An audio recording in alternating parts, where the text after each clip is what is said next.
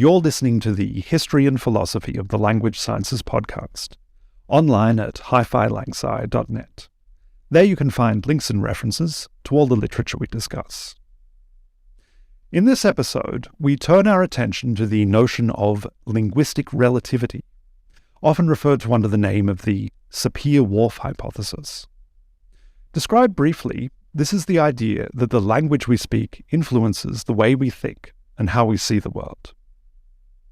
Inherently fascinating, the topic of linguistic relativity is a perennial favorite in popular expositions of linguistic science, and is constantly revisited in academic language research. While there are numerous versions of linguistic relativity, ranging from strong views that claim language determines thought and perception, to weak views that imagine a more subtle connection, any relativistic doctrine tends to be rather polarizing. Linguists are typically either keen adherents of relativism or vehement opponents. The common binomial designation Sapir-Whorf hypothesis incorporates the names of Edward Sapir and Benjamin Lee Whorf.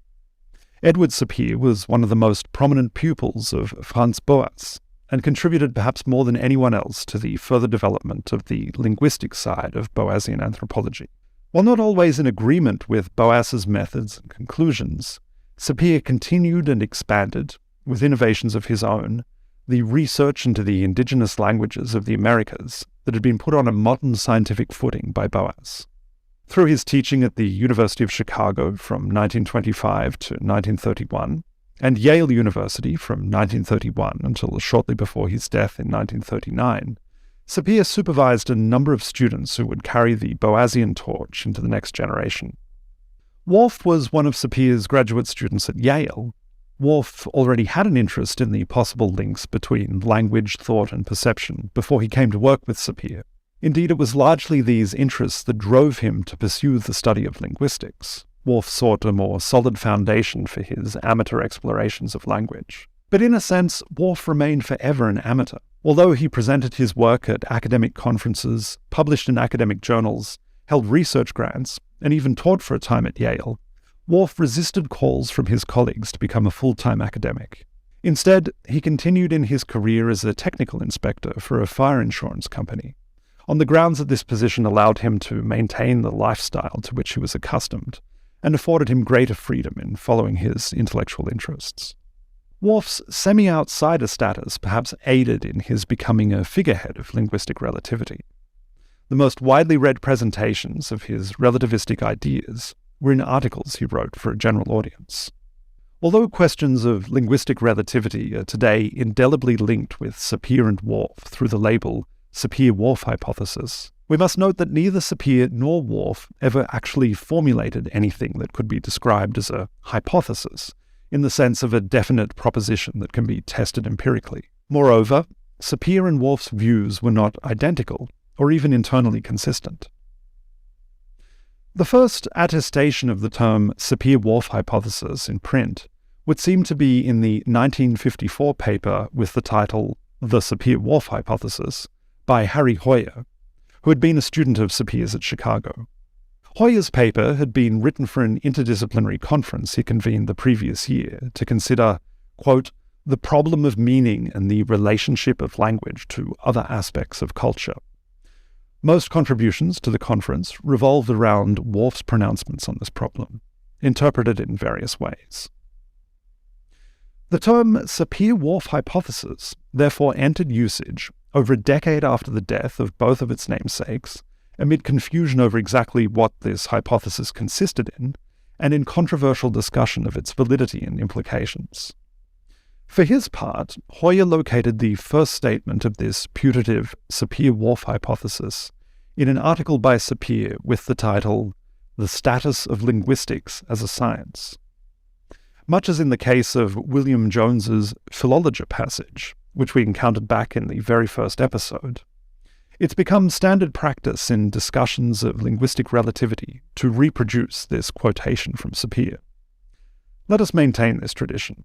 Sapir said, "Language is a guide to social reality. Human beings do not live in the objective world alone, nor alone in the world of social activity as ordinarily understood. but are very much at the mercy of the particular language which has become the medium of expression for their society. It is quite an illusion to imagine that one adjusts to reality essentially without the use of language, and that language is merely an incidental means of solving specific problems of communication or reflection. The fact of the matter is that the real world is to a large extent unconsciously built up on the language habits of the group. No two languages are ever sufficiently similar to be considered as representing the same social reality. The worlds in which different societies live are distinct worlds, not merely the same world with different labels attached. We see and hear and otherwise experience largely as we do, because the language habits of our community predispose certain choices of interpretation. From the evidence of this passage, Sapir would seem to have endorsed a strong version of linguistic relativity. Reality is a social construction made through the medium of language, and languages differ to the point that the realities they create are incommensurable. But as we'll see in a moment, Sapir offered a more restrained account in other writings. Sapir's boldness in this passage no doubt derived from the aims of the article in which it appeared. The article, The Status of Linguistics as a Science, began life as an address in 1928 to a joint meeting of the Linguistic Society of America, the American Anthropological Association, and the sections of the American Association for the Advancement of Science concerned with anthropology and language. Sapir's take-home point in this address was that linguistics had a key role to play in analyzing the workings of the social realities created by language, and as such should serve as a methodological model for other social sciences. American linguists at this time were engaged in a concerted effort to raise the professional and institutional profile of their field. The Linguistic Society of America had been founded only 5 years before, with the goal of cultivating the professional consciousness of linguists. Sapir's address was part of this broader effort. It was essentially an advertisement for the discipline of linguistics, and advertising as a genre not usually marked by nuance and modesty. Whorf espoused similar views on the relationship between language, habitual thought, and reality in a number of articles directed at both academic and general audiences. The most significant of Whorf's articles were reprinted, alongside several previously unpublished manuscripts, in the posthumous collected volume Language, Thought, and Reality, edited with an introduction by one of Whorf's most devoted disciples, the American psychologist John B. Carroll. One of the clearest single statements of Whorf's position can be found in his 1940 article, Science and Linguistics, originally a contribution to the MIT Technology Review, the alumni magazine of Whorf's undergraduate alma mater, the Massachusetts Institute of Technology. Whorf opened his article by criticizing what he called natural logic, the idea that correct, rational, or intelligent thinking is a mental process that operates separately from language. On this view, language is merely a means for expressing thoughts already formulated according to universal laws of reason. While the resulting expression might be dressed up in the garb of a particular language, underneath there remains a naked, unadorned proposition, which is the same for everyone.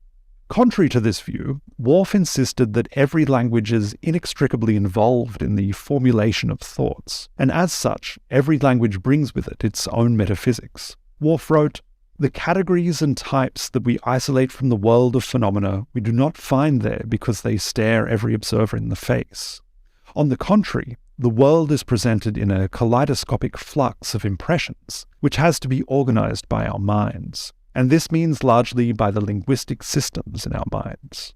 The allegedly pure representations of modern mathematics and logic are merely distillations of the characteristic thought patterns laid down in the grammars of standard average European languages, to use a term that Whorf introduced in another paper. Modern science, mathematics, and logic were invented by Westerners speaking European languages, and these languages guide their speakers to think in certain ways. Blind to this process, Western scientists assumed that they were uncovering the laws of pure reason, when they were simply describing the peculiar structure of their native languages. The apparent universal nature of modern science, argued Whorf, is an illusion arising from the exportation of Western modes of thought to other parts of the world. The fundamental differences in thought and perception occasioned by language become clearer when we compare languages built on very different grammatical plans. Whorf illustrated this point with examples from Hopi, a language spoken in the southwestern corner of North America. Hopi, claimed Whorf, conceptualizes time in a radically different way from the standard average European languages. The tense systems of European languages divide time into a past, present, and future, which leads Europeans to think of time as an inexorable flow that can be measured in quantified units. Hopi verbs, on Whorf's analysis, do not indicate time in the European sense, but instead distinguish between a manifested event, an expected event, and the statement of a general law about events. For the Hopi speaker, there is no universal flow of time, but rather just events that have been experienced by the speaker and those that are expected or hoped for. On Whorf's estimation, the abstract measurable time that ticks away in the background of Western physics is a product of the interpretation of the world imposed by standard average European languages. A physics formulated by Hopi speakers would not recognize time in this sense. It would be constructed on a different basis. Whorf dubbed the creation of such fundamentally different perspectives on the world through language the linguistic relativity principle, a term, as we discussed a moment ago, that remains current today. Whorf was no doubt led to this turn of phrase by Albert Einstein's theory of relativity, which revolutionized modern physics in the first half of the 20th century. A central innovation of Einstein's special relativity was to collapse the space and time of classical physics into the single four-dimensional mathematical manifold of space-time, a reconceptualization of fundamental Western categories of experience, similar to those Whorf imagined in his alternative Hopi physics. It is in the linguistic relativity principle that Whorf sees the ultimate justification for linguistic research. Like Sapir's address on the status of linguistics as a science, Whorf's 1940 article is essentially an advertisement for linguistics. The linguist is concerned with the diversity of views embodied in the languages of the world. By investigating this diversity and exploring the range of variation, the linguist can help to reveal the multitude of alternative realities.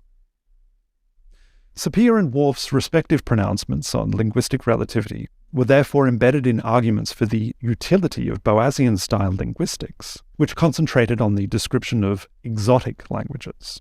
But Boasian linguistics actually chafed against many existing views on the possible connections between language, thought, and perception. The idea that language and thought are somehow interlinked was by no means original to Sapir and Whorf. As we discussed in episode 3, in the tradition of language scholarship that emerged in the wake of Wilhelm von Humboldt, it was usually believed that there is a dialectical relationship between the structure of a language and the typical thought patterns of its speakers. In a continual back and forth, a people's thinking guides the evolution of linguistic forms, and linguistic forms in turn shape the evolution of their thought. The ultimate aim of most 19th century language typology was to catalogue the supposed correspondences between the characteristic features of a language and the assumed mental disposition of its speakers. Franz Boas's anthropological project could trace a direct lineage to Humboldt and his followers.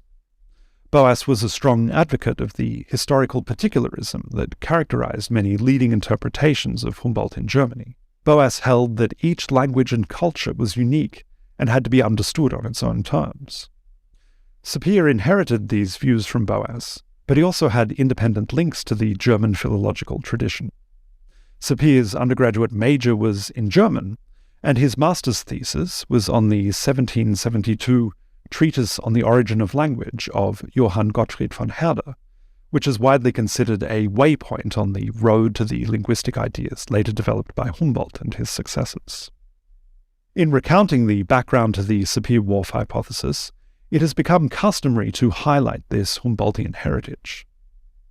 However, both Boas and Sapir were very critical of some of the ways in which Humboldt was interpreted. In particular, they rejected the widespread evolutionary assumption that there is a hierarchy of successive levels of development in the grammatical structure of languages. These evolutionary assumptions are a topic that we discussed in episodes 5 and 30.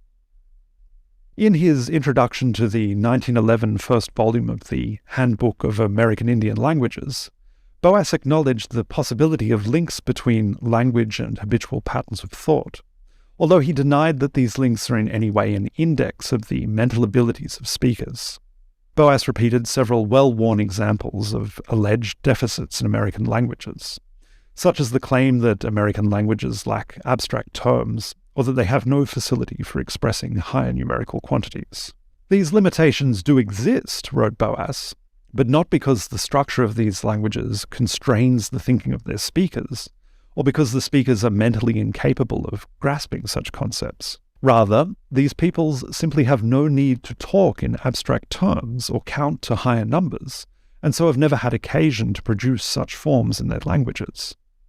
If this need arose, however, their languages would soon adapt. Boas similarly sought to sever the essentializing connections set up in earlier scholarship between a people's language and their alleged cultural or racial traits. Sapir perpetuated these Boasian positions in his own work. In his 1921 book, Language, an introduction to linguistics intended for both beginning students in the field and the general public, Sapir dedicated an entire chapter to the problem of language, race, and culture. Here, Sapir supported the idea that, quote, language and our thought grooves are inextricably interwoven, are in a sense one and the same. But he argued that there are no significant racial differences in thought across the human species. It is therefore impossible to align race and language with one another. Sapir denied also that there's any causal relation between culture and language. One does not drive the evolution of the other. Since there are no causal connections between language, race, and culture, linguistic structure cannot be a sign of the level of cultural development. Sapir wrote, all attempts to connect particular types of linguistic morphology with certain correlated stages of cultural development are vain. Rightly understood, such correlations are rubbish. When it comes to linguistic form, Plato walks with the Macedonian swineherd, Confucius with the head-hunting savage of Assam. But Sapir was still interested in the Humboldtian project of investigating the structural diversity of the world's languages, even if he rejected the common aim of tying structure to the supposed mental and cultural development of speakers. These tensions in Boas and Sapir's work suggest that the traditional narrative casting the Sapir-Whorf hypothesis as a latter-day outgrowth of 19th century Humboldtian scholarship is in need of qualification. In his 1996 paper, The Immediate Sources of the Sapir-Whorf Hypothesis, the historian of linguistics John Joseph argued that Sapir and Whorf owe a much greater debt to ideas in their direct intellectual environment of the early 20th century. Examining Sapir's writings of the early 1920s, Joseph identified a change in Sapir's relativistic rhetoric coinciding with his first reading of the 1923 book The Meaning of Meaning by C.K. Ogden and I.A. Richards. We already encountered this book in episode 19 in our exploration of the linguistic views of the Anglo-Polish anthropologist Bronislaw Malinowski. One of Malinowski's most significant essays on language, The Problem of Meaning in Primitive Languages, was published as a supplement to this book. Sapir wrote a glowing review of The Meaning of Meaning, and was soon echoing its themes and referring to it favorably in other publications. Ogden and Richards' book was just one expression of a widespread moral panic around the use and abuse of language in philosophical and political discourse, which began to grip intellectuals towards the end of the 19th century. The young 20th century only exacerbated the panic as public discourse was distorted by new forms of propaganda, disseminated by such new technologies as radio and film, which accompanied and facilitated such catastrophic upheavals as World War I and the political polarization that saw the rise of totalitarian governments across Europe. The perceived crisis of language and meaning, and the desire to overcome it, are the burning problems that motivated The Meaning of Meaning. The source of the trouble, argued Ogden and Richards, is that we let our language dictate our thought. We assume that our usual turns of phrase are simple reflections of the truth, when in fact they twist and conceal it. We focus so narrowly on words that we never ask what they really mean and how they mean. The sentiment articulated by Ogden and Richards lay at the heart of most academic critiques of language at this time. This is the same period that saw the beginnings of analytic philosophy in the work of such figures as Bertrand Russell and Ludwig Wittgenstein at the University of Cambridge, where Ogden and Richards were also based. Analytic philosophy would go on to become one of the major strands of English-speaking philosophy in the 20th century. Russell and Wittgenstein were similarly convinced of the pernicious influence of unexamined language on thought. Each in their own way, they sought to improve reasoning by rooting out the confusions and fallacies in European philosophy, engendered by blind subservience to the thought patterns embodied in Indo-European languages. Sapir and Whorf embraced this sentiment in many of their pronouncements on linguistic relativity.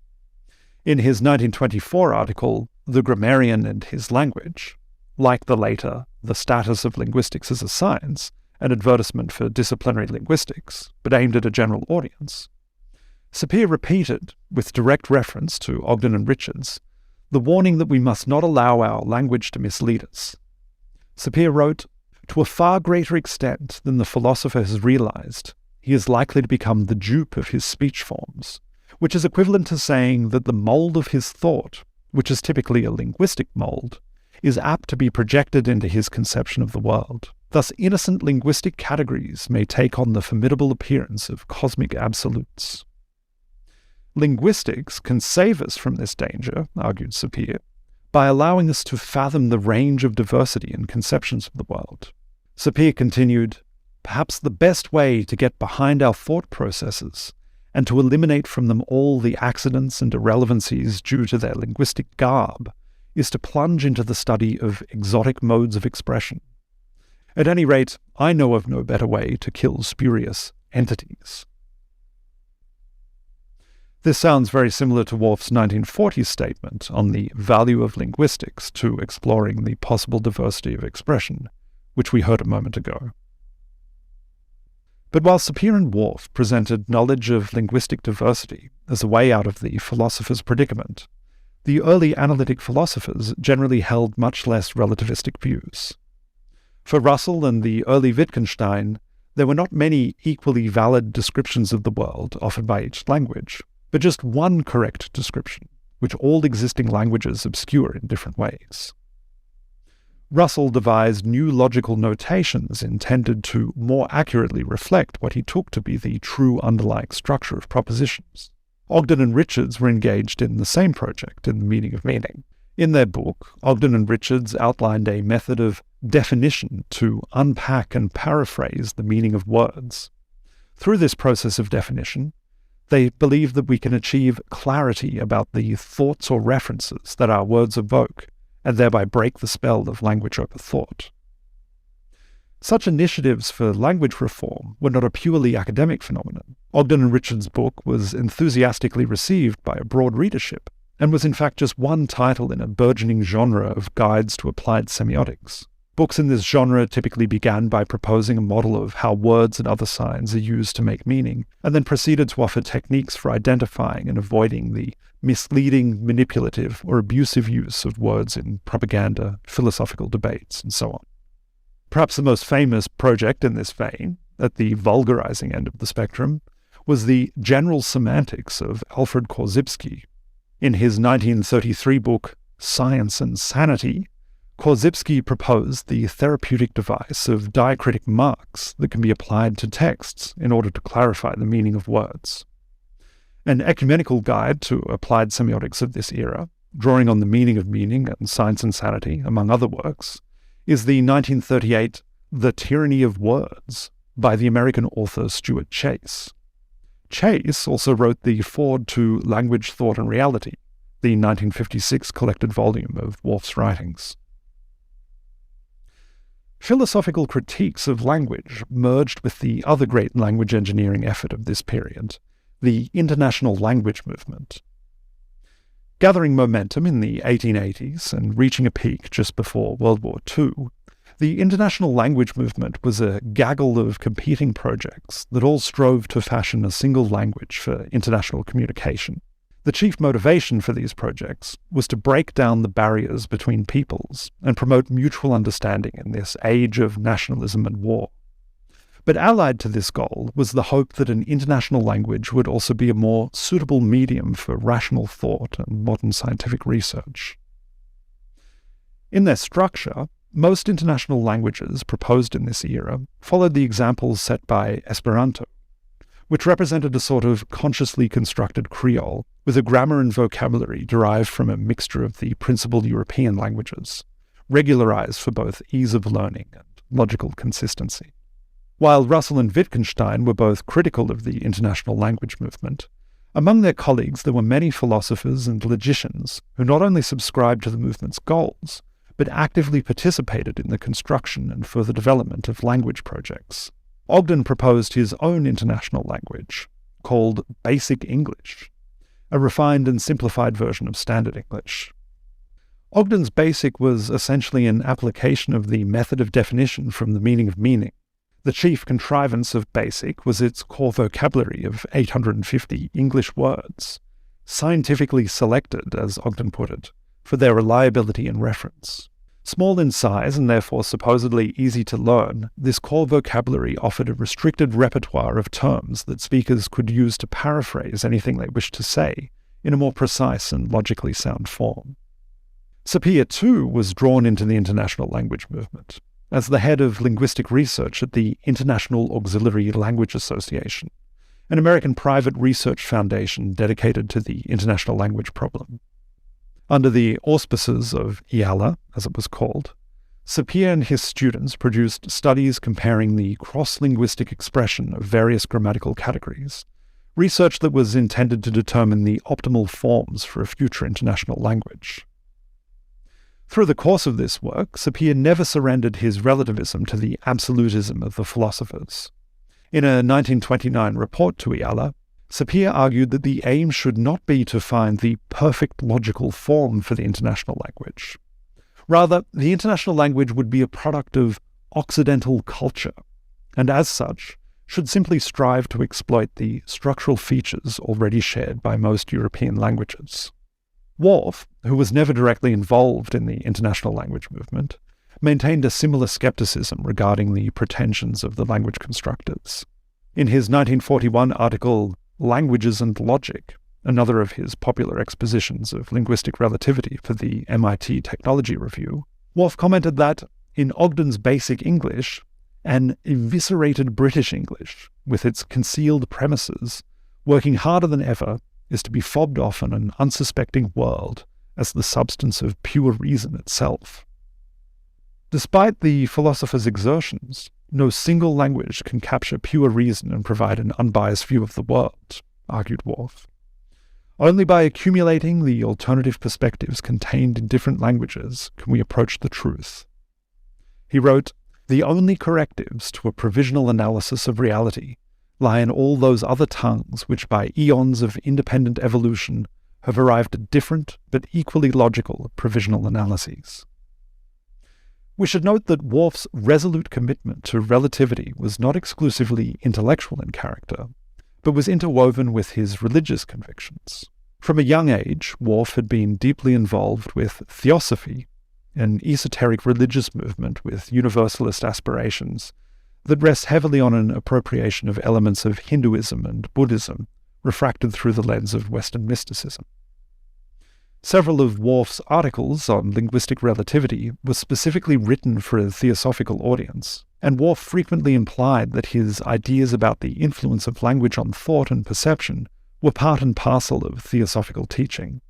In his 1942 article, Language, Mind, and Reality, published in the journal Theosophist, Whorf wrote, "This doctrine of linguistic relativity is new to Western science, but it is known, or something like it is known, to the philosophies of India and to modern theosophy."